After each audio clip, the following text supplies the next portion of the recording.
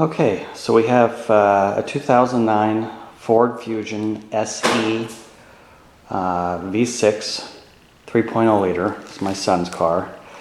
He parked it, sat for a couple of days, went out to start it, and it wouldn't start. I just pulled it in the garage. We had a good snowstorm last night.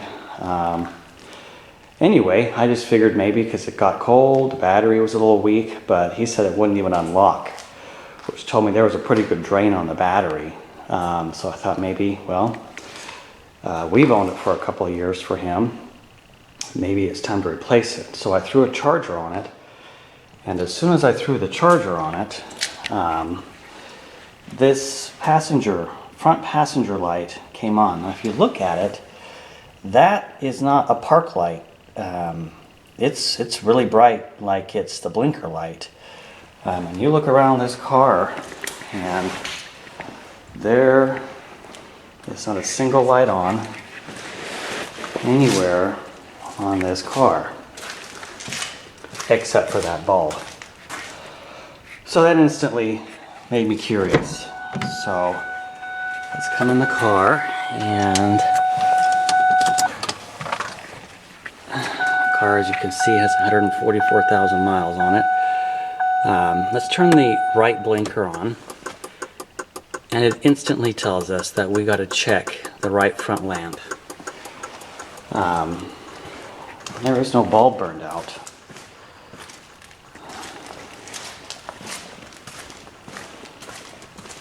And this doesn't even blink. Well, you'd think, okay, maybe the blinker, but that is the blinker. That one's lit up bright. So we come to the other side.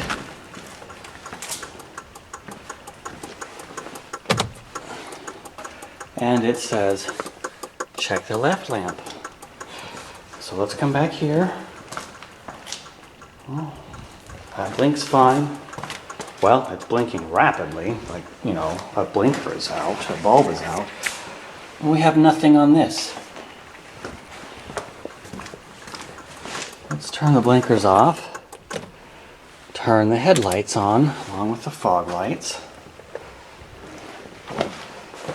And that bulb is on. Now granted, that's a double filament bulb, so that could mean the single filament, but I already pulled that bulb out off camera, and both filaments are fine.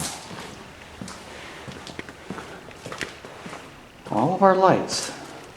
And we have had a light burn out on this car before, and it gave us that warning on the dash to replace the bulb. But if you look at this bulb again, see, we've got the headlights on. I don't know if you can see very well on the camera, but that bulb is bright.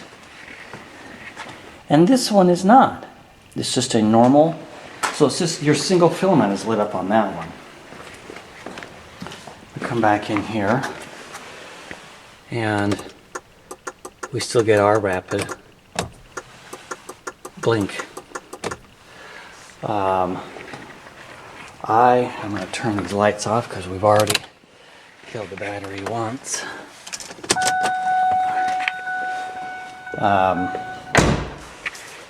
The car, I ended up unhooking the battery and charged the battery while we left it outside.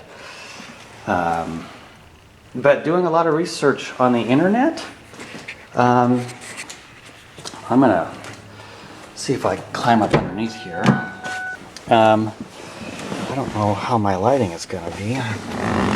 Let's see. The internet told me, after a lot of research, because it wasn't right there for me, that this is called a Smart Junction box. And this is what has apparently gone bad on the car. And if you look at the numbers on that, well, I can find everything on eBay or some other sites, but if you look closely at that number and you go look, my son seems to have a capital A, and I find others with a capital B, a capital C. Some of them are selling him what it says 4-cylinder. They've got it written on that little tag way up there. This is apparently what's gone bad on the car. I'm no expert, but what the internet says is it's a kind of a common problem for the car. So I'm just gonna, I couldn't find anything on YouTube, and that's what I'm gonna do here. Things, I'm gonna unhook this battery. Okay, what I'm gonna attempt to show you is, these are really pretty easy to get out. You just take this and clip it, and it's not gonna move. Literally, as this, you roll this back, it moves this whole thing out. Now that one, of course, that one was easy. That one right there, he got a few names called with him. This right here is also, it took me a second, because you never want to come in here. You literally push that down, and this just rolls right back. And maybe that comes out. Oh, there we go. You have to push it all the way to the end. And then this one's the same one. Haven't even touched it yet. Oh, I'm not even showing you guys. Oh shit, that's what you do. Okay, there we go. Oh, well, that one goes back in. They all seem to be color coded. There's a clip right back there. We will focus. That you've got to just put your thumb on and press. So you just press this down and it'll pull right out. Okay, where are we at? We're gonna move on to taking these bolts out and see if this looks like it's got a plate right here. 7/16, but this bolt, it kind of comes out. You can't put, you could put a standard socket on there and not connect it all the way. But I decided to go with this deeper one. And it seems to be working really well. In fact, so literally, I don't know if you remember me pointing out earlier, that metal shelf that this was resting on, right there, I literally just pulled it forward and its own weight dropped it down, and here we are. Not bad. That number right there is really important, I'm guessing. But this is how it's, let me get a better grip on this. That's all it is up top. Just these, oh, they are hard plastic. I thought they'd be a rubber, but I guess I should add, you can, well, from what I've read, I haven't called the dealership. You can buy these from the dealership. There it is, actually called the Smart Junction box. You can buy these from the dealership, but from what I've read online, it's $600. And in some cases, to have the dealership, the car's still thawing, to have a dealership do it, it's $1,000. I'm pretty sure you could take it somewhere else, but I'm just going to give this a shot and see where we go from having that refurbished, or seeing if I can find one off of eBay or online. All right, Christmas Eve. Got the new one. Actually, to back up and tell you what happened, I ended up finding this on eBay. When I looked the first time, it wasn't there, so this is the replacement one, which I already looked inside. The fuses there. Everything is a match. So we're going to go ahead and put it in and see what happens. All right, we're going to hook the battery up and see if our problem is fixed. Well, the light's not on, but that doesn't mean anything. I'm really concerned if the program's going to work, so let's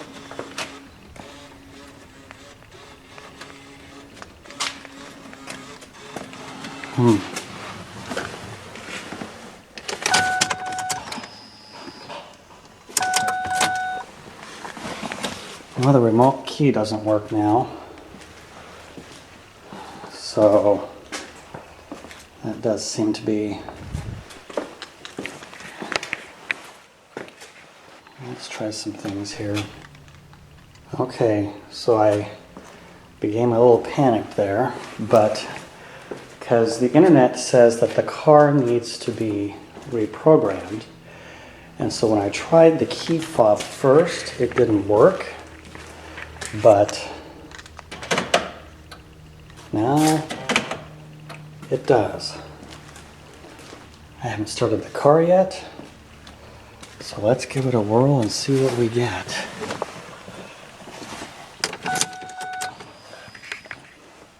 There we go. Let's check the blinker.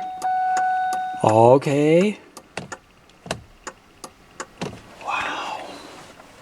Let's start it.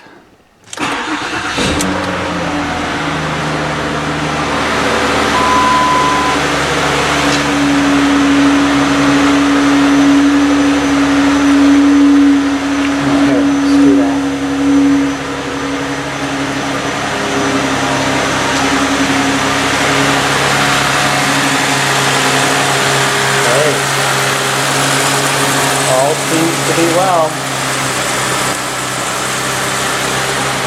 Everything works. Okay, let me put this window down. Shut the door and see if our message center still works right. Yep. We turn our headlights on.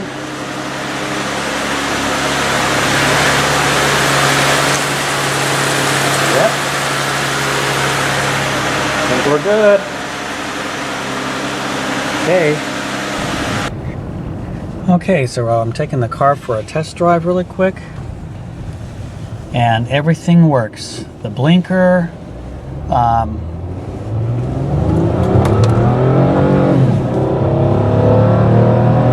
lights, everything works. There's nothing wrong with the car other than that computer thing.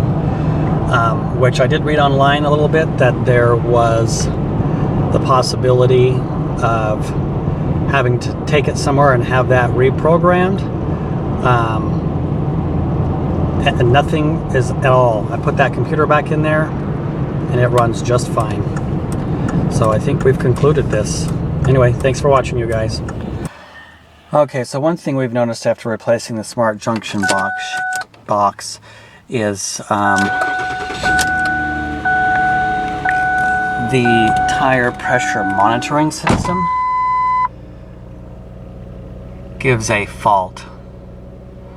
So, of course, in order to clear that, we just have to press reset and then we're good to go from there. But we're going to go ahead and perform some steps to get rid of this error and reset the TPMS system. And this is the TPMS reset tool that we got from eBay. It comes with some instructions that we're going to follow. And this thing I think was like $6. It was not very much. Okay, the instructions read: insert the key, press and release the brake pedal, turn the ignition from off to run 3 times, ending in run. 1, 2, 3. Press and release the brake pedal. Turn the ignition in the off position. Turn the ignition from off to run 3 times, ending on run. 1, 2, 3. The car should honk. It is now in training mode, and it says that we should get out, start at the front left tire, and take our training tool, put it here at the valve stem. Oops, if I turned around. And the car is supposed to honk when it's been trained.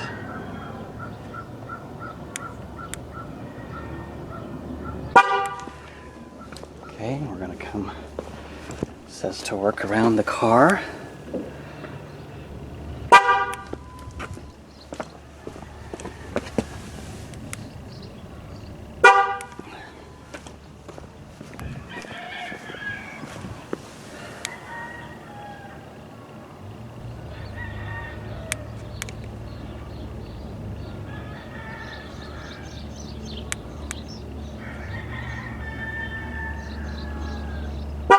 Well, there we go. That last one took a second more.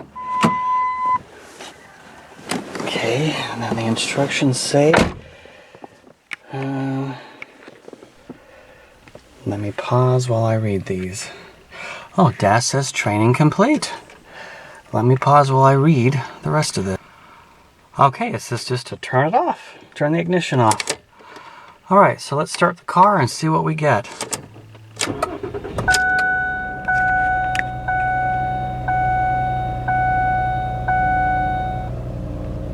Oh, wow, it works. He always gets this front left tire. We'll just clear the message by hitting reset. And actually we will go ahead and put some air in that tire and see what we get. And we'll come back. Okay, I think we are all good. We literally started it up, back out of the driveway, started down the road a little bit, and well, after we put air in it, we have no warnings. We started the car, the TPMS works just fine. So that's the only flaw we could find, or the only thing that seemed to need to be the car for it to learn again was the TPMS. And that's an easy fix. That was a couple of dollars. All right, thanks you guys.